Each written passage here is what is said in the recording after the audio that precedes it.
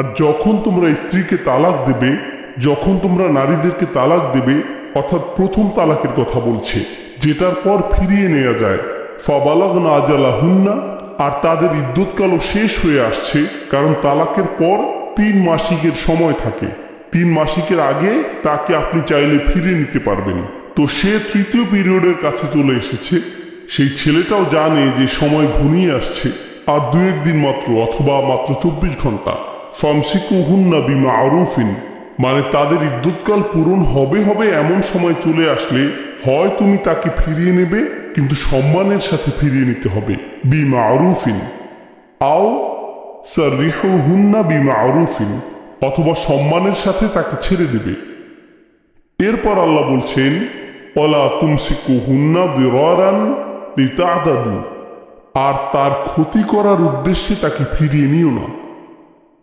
এমন নিয়তে তাকে ফিরিয়ে নিতে পারবেন না যে তাকে কষ্ট দেবেন, সীমা অতিক্রম করবেন।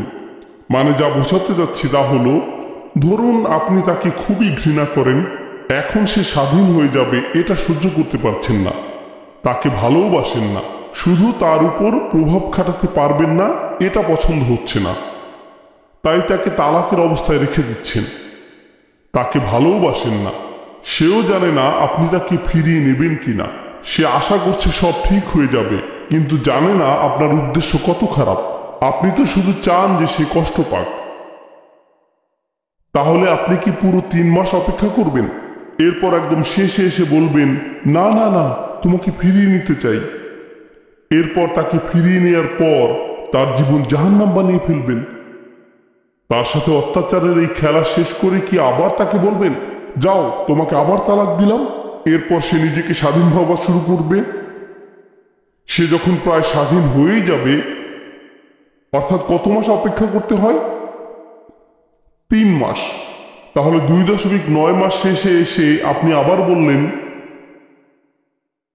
না না, তোমাকে ছাড়া আমি থাকবো না। তাকে আবার ফিরিয়ে নেবেন। এমন কেন করছে এই লোক? তাকে অত্যাচার করতে, কষ্ট দিতে এসব করছে। এই আয়াতের আরেকটা অর্থ হতে পারে, এই স্বামী তার স্ত্রীকে ফিরিয়ে নিতে চায়, কিন্তু তার সাথে ভালোভাবে থাকতে চায় না। হয়তো সে তার সাথে হিংস্র আচরণ করত, মারধর করত, খরচাপাতি দিত না। দিরার তখনও আছে, যদিও এই লোক তাকে ফিরিয়ে নিচ্ছে, কিন্তু সে কোনো সমস্যার সমাধানই করছে না। যদি আগের মতোই খারাপভাবে চলতে থাকো, সীমা অতিক্রম করতে থাকো, তবে তাকে ফিরিয়ে নেবে না। এটাই আল্লাহ বলছেন এই আয়াতে। এখন শুনুন, ওমাইয়াফআল যালিকা ফাকাদ যালামা নাফসাহু, আর যেই এমন করবে সে নিজের প্রতিই জুলুম করল। ওয়ালা তাত্তাখিযু আয়াতিল্লাহি হুজুয়া, আর আল্লাহর আয়াতকে কৌতুকের বস্তু বানিয়ে নিও না। আর তোমরা আল্লাহর আয়াতসমূহকে উপহাস রূপে গ্রহণ করো না। আপনারা কি বলতে পারেন একই আয়াতে এই কথা বলাটা কেন জরুরি? এটা জরুরি কারণ আল্লাহ বলছেন, এই বিধান যেগুলো আল্লাহ দিয়েছেন এগুলো হচ্ছে আইন, কিতাব। এরপর যখন আল্লাহ বললেন বদ উদ্দেশ্যে তাদের ফিরিয়ে নেবে না, এটা কিতাব নয়, এটা কি? এটা হলো হিকমা। বিধান অনুসারে সে চাইলে স্ত্রীকে সময়ের ভিতর ফিরিয়ে নিতে পারবে, তাই না? হ্যাঁ, এখন সে এটা মন্দ উদ্দেশ্যে করছে নাকি ভালো উদ্দেশ্যে সেটা চেক করার কোনো উপায় আছে? কোনো মুফতি সেটা দেখতে পারবে না। সে নিজেই জানে তার উদ্দেশ্য কি, আর কেউ জানে না। তাহলে দেখা যাচ্ছে আপনি চাইলে আল্লাহর কিতাব ব্যবহার করে আল্লাহর বিধানের ভিতরে থেকেও মন্দ কাজ করতে পারেন, কারণ আপনি হিকমা নষ্ট করেছেন। সে ন্যায় বিচার ভঙ্গ করেছে, আর হিকমা কিন্তু ন্যায় বিচারও।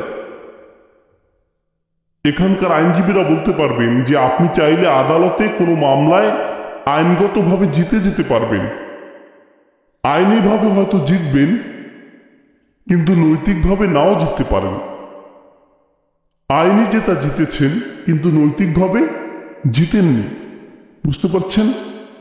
তো সে তাকে ফিরিয়ে নিচ্ছে বিধানগতভাবে, হালাল, নৈতিকভাবে ঠিক না বেঠিক। তো এখন আমরা বুঝতে পারছি যে কিতাব মানে বিধান, আর হিকমা হলো নৈতিকতা। বিধান আর কি? নৈতিকতা। আর কোরআন এই দুটোকে একত্রিত করে ফেলেছে। আপনি দুটোকে আলাদা করতে পারবেন না। এখন আমাদের উম্মতের কি হয়েছে? আমরা এই বিধান নিয়ে এতটাই আচ্ছন্ন হয়ে আছি যে বিপরীত আরেক দল বলে বসছে, আর বিধান গোল্লায় যাক, শরীয়ত যায় আসে না আমার কাছে। আমি শুধু কি দেখি? নৈতিকতা। আমি শুধু ভালো মানুষ হয়ে থাকতে চাই, আমি একজন নৈতিক মানুষ। আমরা কিতাব আর হিকমা আলাদা করে ফেলেছি, অথচ কিতাব আর হিকমা থাকবে একত্রে। কিতাব হলো কোরআন আর হিকমাও হচ্ছে কোরআন। হিকমা শব্দের প্রাচীন অর্থে সেটাও কোরআন।